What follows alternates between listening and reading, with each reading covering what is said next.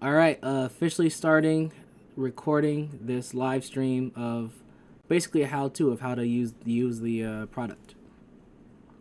All right, so first thing I'm gonna do is I'm gonna make a lobby. So basically, if you're in desktop mode, this is the first thing you'll see. You'll be in the refuge. You can hold down the right click on your mouse and rotate to look around.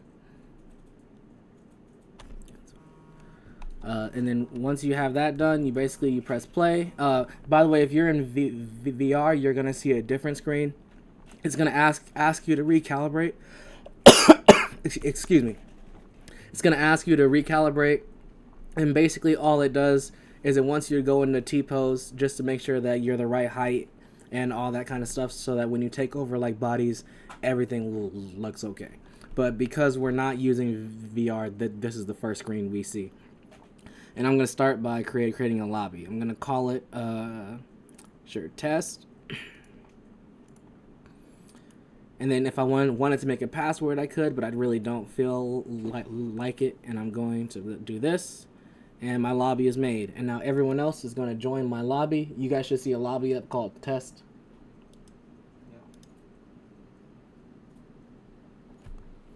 All right, we got one more person getting ready to join. Right there. All right, Tyler, who are you? I'm gonna make you a game master. I'm player 3. All right, so Tyler is player 3. I'm gonna make him into a game master. Basically, just gives him access to a tablet with more stuff. And everybody's going to ready up. Once everybody's readied up, I'm going to press the ready button myself. It's going to start the load. This is what I wanted you guys to know, that this load could take a very long time. It depends on a couple things. Oh, see, that one was actually fast.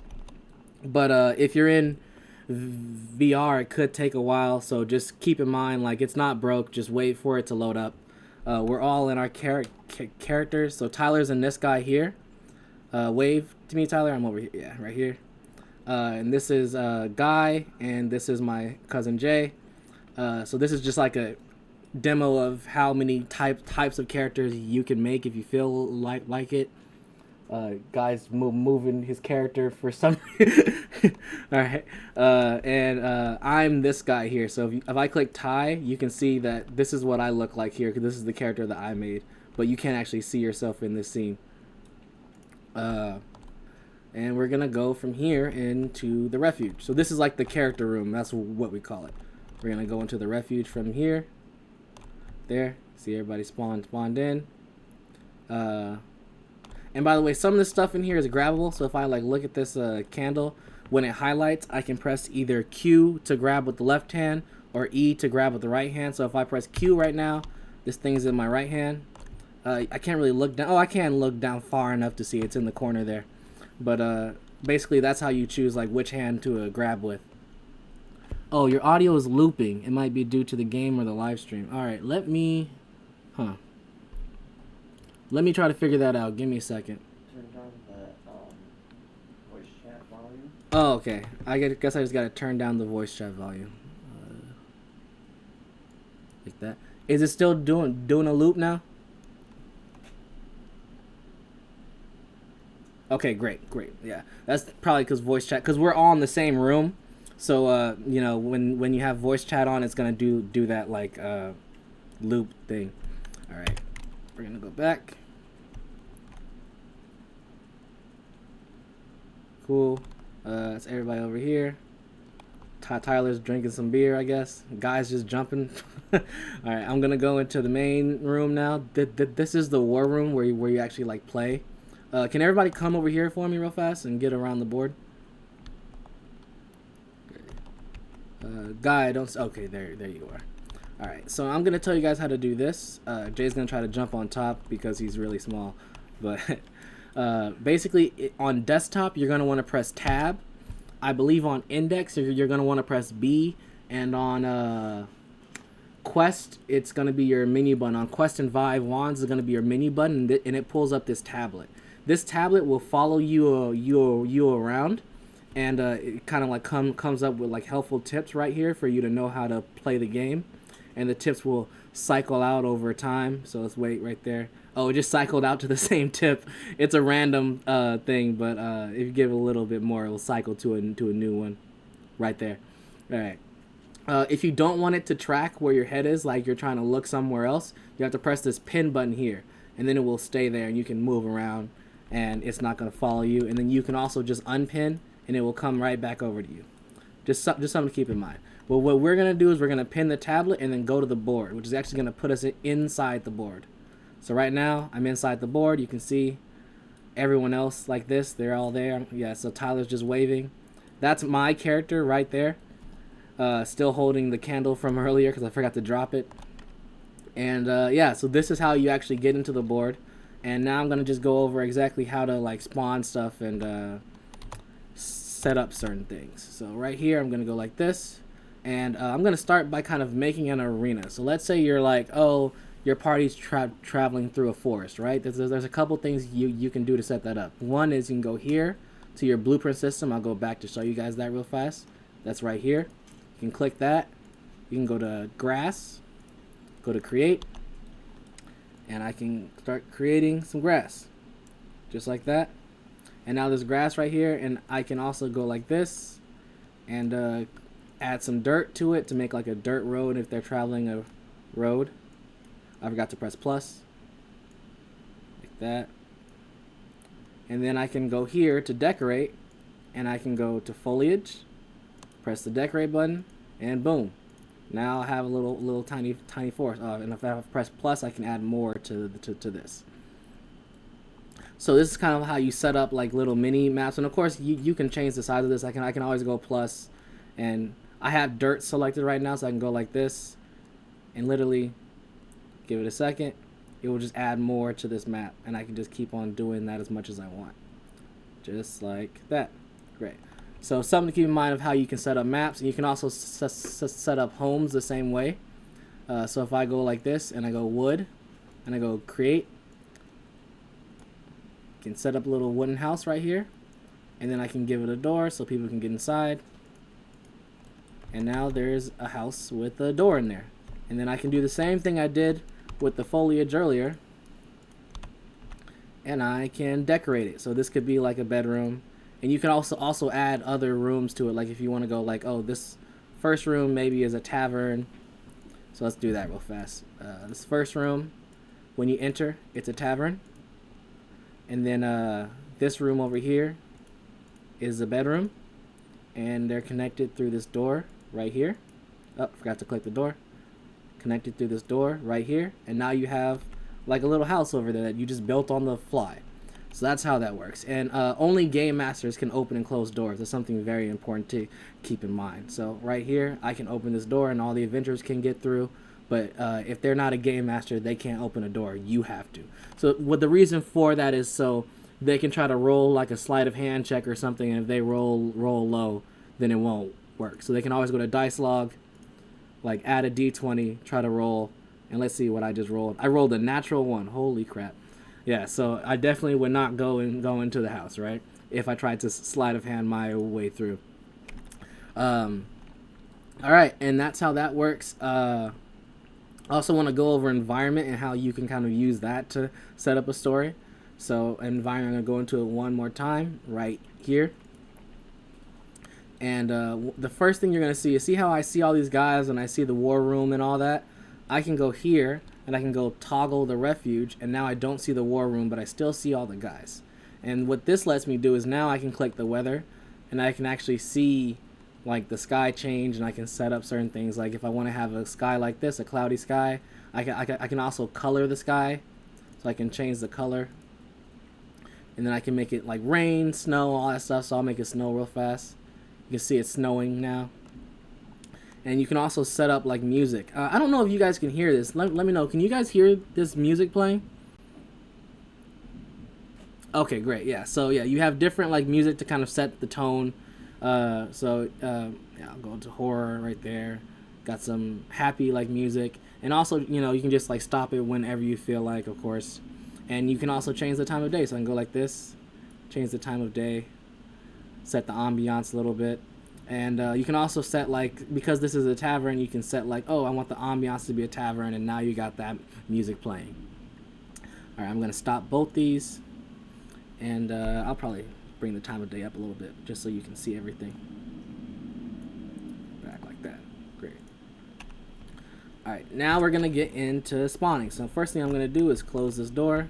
Oh, I forgot to turn off the snow. Give me a second. I want this to be clear sky again. Right there. Cool. Yeah. I'm gonna close this door real fast. Now we're gonna go into spawning. I'm gonna have you guys spawn some characters right here. Spawn your characters in this area where the road starts. I'm gonna have everyone else spawn their characters, and actually in the meantime I'm gonna spawn one of my own. So if I have custom characters set up right now, I just have Ty. I can click this, I can go over here and it will tell you where it's gonna spawn. I can click that, and now Ty spawn. And you can also spawn other stuff as well, like you can go here and spawn a Cyclops and all that stuff, or Beast and all that kind of stuff. But for now, if I just want Ty to be the owner of this tavern, I can just spawn in Ty, and then I can take him over. Oh, you can see everyone else already took over their characters over there, so you can see them already working.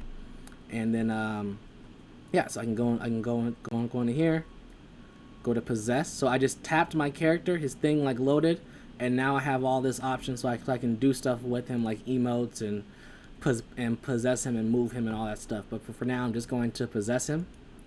I'm going to click that, and now I'm in his body, and I can get back here where the tavern is and roleplay as the tavern keeper after I open this door for him.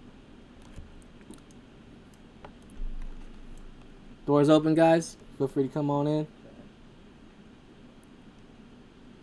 Yeah, so right here, roleplay, and yeah. So this is basically how the whole thing will get set up. You have like a sandbox of things you can do here. Cool. So that's one part of it. I see somebody's typing a question or something. I'm gonna go back up to board real fast. And one thing that's interesting, by the way, about the could you demo some yeah, give me a quick second on that, then I'll demo the combat. One thing that's interesting, by the way, is this. Tyler, can you go into your big guy real fast? Yeah. I just think it looks better in VR. So like you kind of have this huge guy over here, you know what I mean? It's just an interesting view of when you're down here and then there's like this, like your big characters up there. I always thought that was a pretty cool view. Just wanted to show that. All right, I'm gonna go back now. So when it comes to combat, there's a couple ways to do this. So we're gonna show that. Let me go into here. Actually, I don't need to really go into his body to do this. So what you can do is go to characters, go to add. So it depends. So game masters can do all of these, but adventurers can only add their own character, I believe, or the ones that they spawn. I think that's how that works. But I'm just gonna add everybody.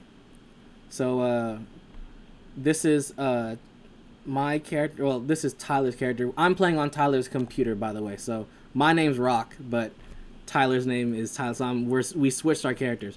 But this is the character that I made, but Tyler is controlling. That's the tiefling from earlier, or the demon guy.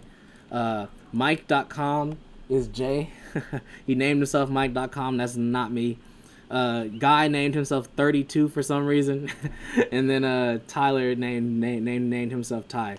But basically, this is what the initiative would be. So you basically added them all to initiative.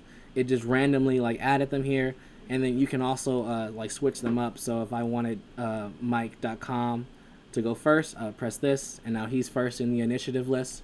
And you also have your health here, which you can change, and access to your character. So I can't access him now because he's in the body, but I can go like this and show you how that works. So I can go here. I can go to Demon Dog, spawn some Demon Dogs,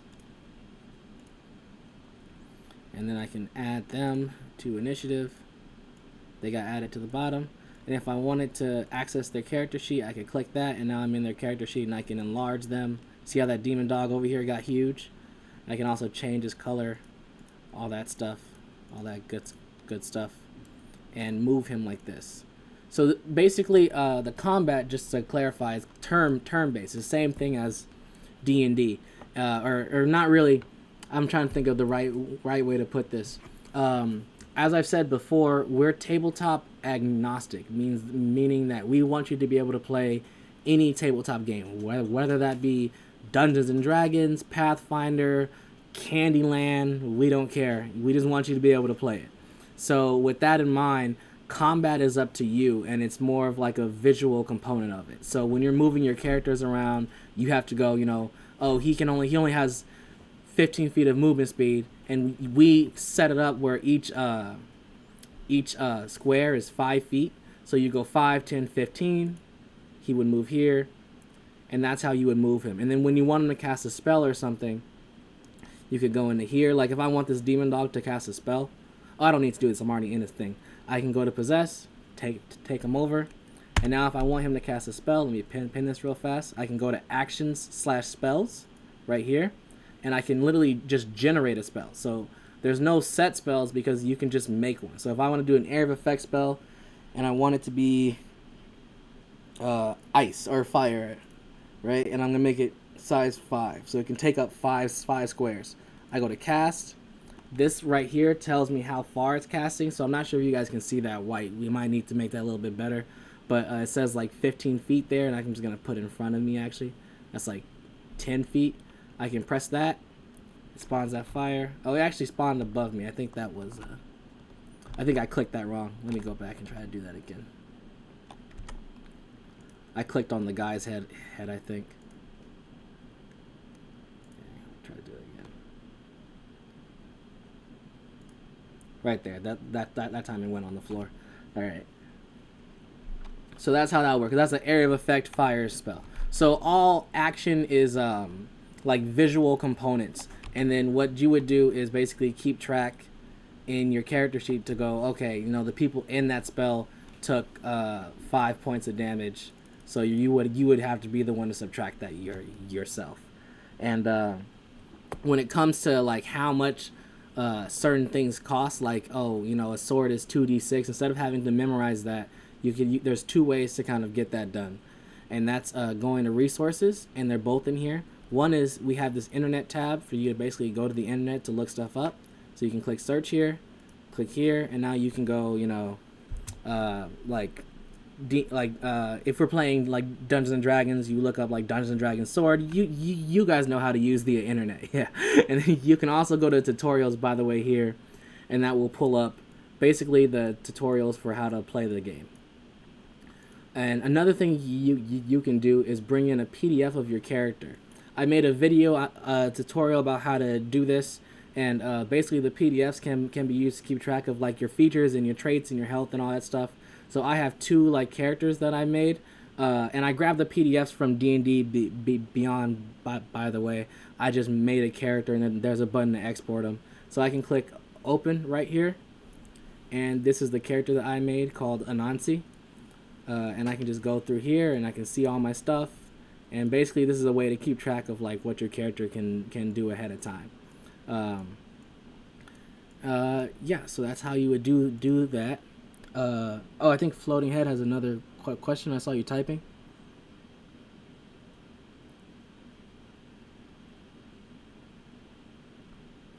While he's typing, okay, great. Okay. So also there's this notes section here. You can also have custom notes. So I have a thing right here that says test, and then you have these notes that don't get saved, but custom notes. There's also a video. So if you go to there's a video called Resources, I believe, that goes over pretty much all of this and how to set up everything. But it will show you how to set up like custom notes, which are notes that are made ahead of time before you get into the game. So this is like maybe if you want to if you want to have access to something, but don't necessarily want to make it into a PDF because you just want to have the PDFs be your characters, you can add it as like a custom note. Cool. So that's that. And then there's of course dice log. Earlier I rolled the nat 1, so but it's the same thing. Basically, you add some dice here, and then when you click roll, if you hold it, it says release to roll. Wherever you release is where it's gonna roll. So if I wanted to roll where this dirt over here is, I release over here. It rolls over there. I am rolling so low today. Okay, yeah, but it also tallies up your roll and shows you exactly, and it's just like a history of who rolled what. Okay, so we got through most of this so far. I think we got through almost all of it. This is one thing here. So I'm in my demon dog right now. Because I'm inside of him, I can actually go like this, and I can go to character editor, and I can edit him. I've shown you guys like a lot of it. I haven't shown the emotes yet, so you can do stuff like this. Have him laugh. Or bite attack actually. Oh, you kind of can't see it because I'm not getting sent out the body, but I can have him do certain things. The tablet, then we can. What? If you pin the tablet, you can move. And then... I know. Oh, okay, yeah, I know. Sorry, I was just talking to my cousin. And you can also add him to initiative from here as well, and toggle his death state. So I can go right here. He's dead now. And then if I want to bring him back, I just press the toggle button. He's back up. Do you have an initiative tracker? Yeah, no, that's the thing I showed you earlier. The characters sheet here. I should probably rename this to initiative. So that's what this is. This keeps track of like the initiative of the group. Yeah, and you can also like delete people. Like Jay's character is number 1 right now. I can click this. It just kicked him from the group, and then keep track of health and all that stuff here. And you can also kill them here actually too. That's a good point. Somebody just spawned a spell. That's what that line is there. I think they did a lightning spell. But I'm gonna go to who's Rock again? That's a tiefling, right? Yeah. Okay, I'm gonna kill you. So Tyler, can you move over to your right a little bit? Right. Nope, that's straight. Right. Yep. A little bit back. Right there. Stop. Okay, I just want you to be in the screen. So this is Tyler's character. It's called Rock. I'm gonna kill him real fast from here. So if I press this button, he gets killed. He falls to the floor. What Tyler's saying is he just got put out to third person view, but I can also just reactivate him, and now he's back in first person mode. Just wanted to show that. I think that's about it. Oh, this is actually very important. There's story break. What story break does is it gives the game master time to set up stuff. So basically you can press this and none of your players can move. It literally stops everybody from being able to move. You can still move in local space if you're VR, like if you physically like get up and move around, but you can't move with the thumbstick. And when you want to turn that back on, just press this, and now everybody can move again. Just to give the GM some time to set up stuff. You can always press the refuge button, go back, and now I'm back in my body, and you can kind of see like all the stuff I spawned. You can see the players moving down there in this kind of like 2D view. And yeah, I think that's about it. I can't think of anything else I need to add. Oh, there's also this. You can go to settings and you can change the pitch of your voice just to help you to kind of like embody the character you want to be. And that's pretty much it. And oh, and if you're in VR and you didn't recalibrate yourself the first go, you can always go to settings and recalibrate yourself again from here. I'm in desktop mode, so this actually won't even run. But if I was in VR mode, it would just start a countdown. That's pretty much it. I think I went over everything. If you have any like questions, I think it's just floating head in here at the moment. Then you're free to ask. But at the moment, I think we're done. I'll give you a little bit if you have a question, but otherwise, I'm gonna end the stream.